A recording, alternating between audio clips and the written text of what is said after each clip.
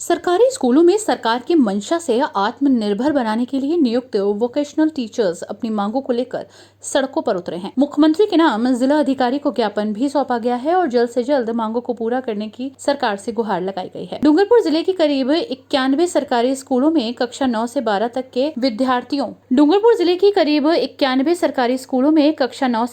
के विद्यार्थियों को सरकार की मंशा पर व्यावसायिक शिक्षा दिलाने के लिए करीब 183 व्यावसायिक शिक्षा प्रशिक्षक प्लेसमेंट एजेंसियों के द्वारा संविदा पर कार्यरत जो व्यावसायिक प्रशिक्षण देते हुए आत्मनिर्भर बनाने का प्रयास कर रहे हैं। करीब 7 साल पहले से लगातार अपनी सेवा दे रहे हैं। साथ ही शिक्षक प्लेसमेंट एजेंसी के शोषण से परेशान हैं। वहीं परिवार की सुरक्षा के लिए भी समय पर मानदेय भुगतान की मजबूत व्यवस्था करने, कर्मचारियों को विभाग में समायोजित करने और महिलाओं को मातृत्व अवकाश देने जैसी कई और मांगों से ज्ञापन में मांग की गई है। सर, हम व्यवसाय शिक्षा में 2015 से लगे हुए हैं और हमारा वेतन भी 22,000 समथिंग है, पर हमें 20,000 भी हमें नहीं मिल पा रहा है पूरा। और हमारी ये मांग है कि हमारे मातृत्व अवकाश नहीं मिल पाता, हमको छुट्टियां नहीं मिल पाती है और एक तरह से देखा जाए तो शोषण ही हो रहा है। बीच में जो ये प्लेसमेंट एजेंसी है वो हर साल हमारा इंटरव्यू करती है और इंटरव्यू करने के बाद में वो अपनी मनमानी चलाते हैं। तो हम ये चाह रहे हैं कि ये प्लेसमेंट एजेंसी बीच में से हट जाए और हमें विभाग में समायोजित कर लिया जाए। पहले भी कभी आप लोगों ने? हाँ सर, पहले भी हमको हटा दिया था 2017 में, तो हमने बहुत धरने प्रदर्शन किए। अभी भी हमारा जयपुर में चल रहा है। तो अब हम ये चाह रहे हैं कि हमें विभाग में समायोजित।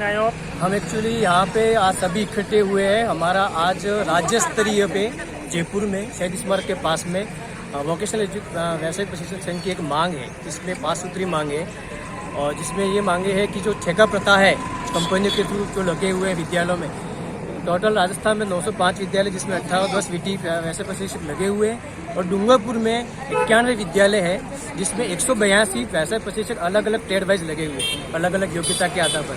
हमारी प्रमुख मांग ये है कि सबसे पहले जो कंपनियों के थ्रू हमें लगाया जा रहा है वो ठेका प्रथा बंद करके हमें विभाग में समायोजित किया जाए। दूसरी मांग हमारी ये है कि महिलाओं को सर्वप्रथम मातृत्व अवकाश की मांग है हमारे, तो मातृत्व अवकाश प्रदान किया जाए सरकार के द्वारा।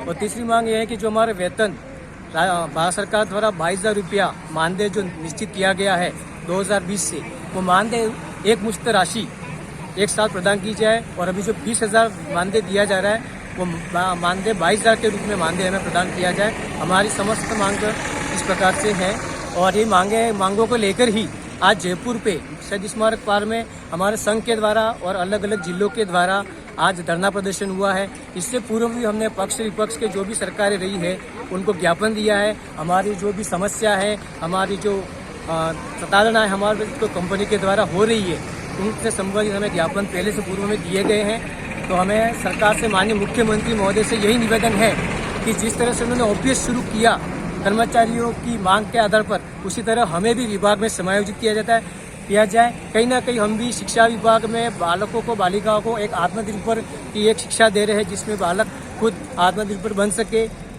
अपने खुद का खर्चा, स्वयं का खर्चा उठा सके। इसीलिए जो बालक है, जो 10वीं 12वीं के जो हम शिक्षा दे रहे हैं उसमें प्रायोगिक परीक्षा है, उसके भी मार्क्स उठते, कहीं कहीं बालक बालिकाओं को उसमें फ़ायदा ही है। तो हमारी मांग यही है कि यशस्वी मुख्यमंत्री से कि हमें शिक्षा विभाग में समायोजित किया जाए।